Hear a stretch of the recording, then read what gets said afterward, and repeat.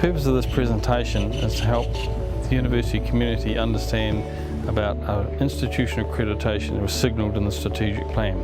The accreditation I'm talking about is called WSCUC, WSCUC. WSCUC is an acronym. The W stands for the Western Association of Schools and Colleges, and the SCUC stands for the Senior College and Universities Commission. So WSCUC is a whole of institution accreditation that is provided through this association in the western part of the United States, California, Hawaii, and some international institutions, including USP.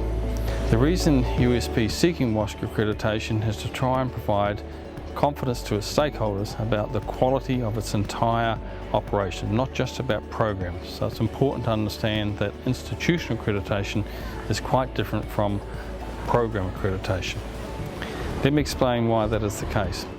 They use what they call standards of accreditation and criteria for review. And there's 4 standards. I'll go through each of those standards in turn. Standard 1 is the first standard, stated as being defining the institutional purposes and ensuring the educational objectives. What that means is that whether the university has a mission, sees itself as a higher education institution, and has clear objectives about how it goes about its business. Within each standard, there's a series of what they call criteria for review, which are grouped under various headings. For standard 1, there's 2 headings. The institutional purposes. An example of criteria for review there is this one, 1.1. The university has formally approved an appropriate statements of purpose that define its values and character. The second heading here is integrity and transparency. And the criteria for review here is that the university has diversity policies, programs and practices. So that's standard 1. Standard 2 is how the university achieves its educational objectives through its core functions. So in other words, how do we go about making sure that we achieve those objectives by our normal day-to-day business? Fundamentally, this standard is about teaching and learning. And there's 3 headings here as well. One of them is teaching and learning, and an example of a criteria for review there is 2.1. Programs are appropriate in content, standards, degree level, and there's sufficiently qualified faculty. By faculty in the US, that means academic staff. The second heading under Standard 2 is scholarship and creative activity. So an example here is criteria for review 2.9. Faculty evaluation links scholarship, teaching, student learning and service. So in other words, at a university level, faculty, here I'll remind you again means academic staff, look at scholarship, teaching and student learning and service, not just one part of the activity. The third heading under Standard 2 is student learning success. An example of criteria for review here is that 2.13, appropriate student support services are planned, implemented and evaluated. Standard 3 is developing and applying resources and organisational structures to ensure quality and sustainability.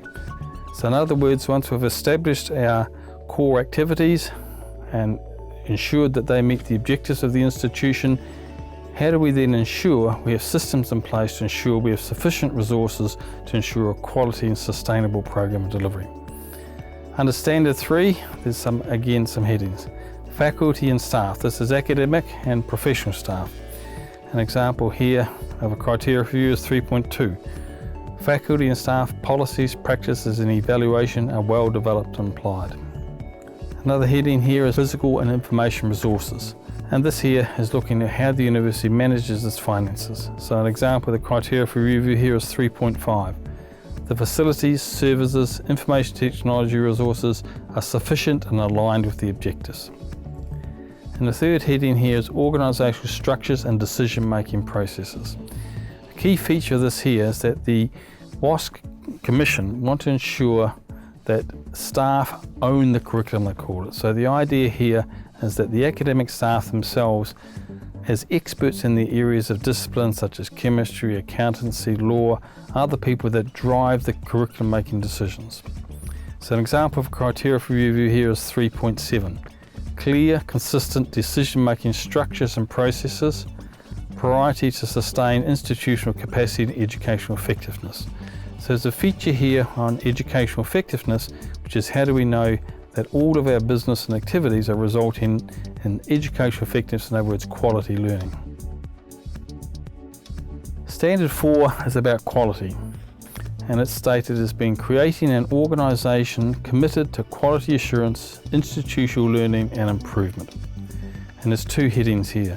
Quality assurance processes, and our criteria for review here is 4.2, sufficient institutional research capacity, data is disseminated and incorporated in planning and decision making, and institutional research effectiveness is assessed. So this is about us understanding the business, as I mentioned at the beginning of this video. The second heading here is institutional learning and improvement. And our criteria for review here is 4.5, appropriate stakeholders involved in regular assessment of institutional effectiveness. So this means that the university involves all of its stakeholders in evaluation of its effectiveness as a higher education institution. So that's sort of a summary of how the panel will consider whether the university is worthy of gaining accreditation. I just want to now tell you a little bit about the timeline of events that's involved universities seeking this accreditation. It's important to understand the difference between program accreditation and whole of institution accreditation like WSCUC. This is a much more complex task because we look at every facet of the university's operation. And this started some time ago. The university began in the late 1990s first thinking about and having discussions about this accreditation process. It wasn't until nearly 10 years later in 2009 that we first began to engage with this more deeply as a result of the Marshall Islands, which is strong connections with the US. And the university at that time was considering expanding membership to other nations, and one of the reasons that might be helped by WSCUC accreditation is that we will have a greater sense of recognition of our qualifications and our quality in the US. So WSCUC has a process where international institutions are required to undergo a diagnostic visit prior to eligibility application. This process at USP began in 2012 but was put on hold for a short time because the university engaged in a further academic quality audit by the New Zealand Academic Quality Agency in 2013. WSCUC conducted the diagnostic visit in 2014 and the application for eligibility was made in 2015. WSCUC granted USP eligibility in late 2015. That meant we were now formally approved to apply for accreditation. That accreditation process began soon after and resulted in the university submitting an application for accreditation in February 2016. The university then, in order to improve its chances of gaining accreditation, submitted a self-review report to a mock accreditation panel. And that accreditation panel engaged in a mock visit to the university to try and mimic the processes we go through when we conduct the full accreditation visit scheduled for April 2018. So the current status of the university's accreditation is that we have submitted our full report. We have engaged in a mock visit and used the understandings and learnings from that to improve our report, and that we have a scheduled visit in April 2018 of the full accreditation panel. So what does this mean for staff at the university? After the accreditation visit, the university will receive a report on how the panel believed it meets or does not meet the criteria for review. There's a total of 39 criteria for review. Each of those criteria is examined with our evidence, and then from that the panel makes a judgment as to whether we satisfy that particular criteria. We can satisfy the criteria in one of two ways, by what WSCUC refer to as substantial compliance or minimal compliance. Minimal compliance is where there is evidence that the institution understands the principles and intentions of each of the criteria of review at a sufficient level to support continued development. What that means is that we have an understanding of the criteria of review that is shared by WSCUC. We've made some progress in addressing those criteria, but we're not fully meeting those criteria.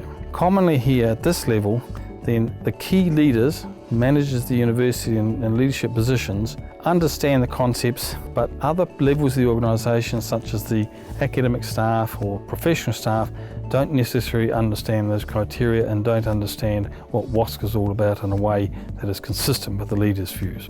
So that is a reasonable position in that the university is fairly well set up and has understood the criteria and has got some good processes in place, but it's not shared across the entire institution. The second outcome is substantial compliance. If the university gains accreditation, then it must demonstrate substantial compliance for each and every one of the criteria for review. And that means the concepts, the intent is understood articulated clearly right through the operation of the university, and is thoroughly and widely understood across the university. And understanding the concepts is then held at multiple relevant organisational levels. In other words, everyone in the university understands what WSCUC accreditation is about. When the accreditation visit occurs, WSCUC have a very detailed schedule of who they will meet. And consistent with the notion of minimal and substantial compliance, they will be looking to see whether everyone in the university understands the university systems in the same way the university leaders say they do. So what WSCUC does, they will meet senior leaders, people like the DVCs, the deans, the associate deans, and they also meet staff and students. And they're looking here to see whether there's a shared understanding and a shared view of quality, of outputs. So in summary, the purpose of WSCUC accreditation is to provide confidence to all of our stakeholders that the university has at its heart of its operations quality across every aspect of the university's business. The important point I made just recently when I was talking about substantive versus minimal compliance is that this is a whole of institution commitment. So that means not just the senior leadership team driving this process, but all of the staff, students and stakeholders of the university committing to quality. And that's why the university is seeking this accreditation.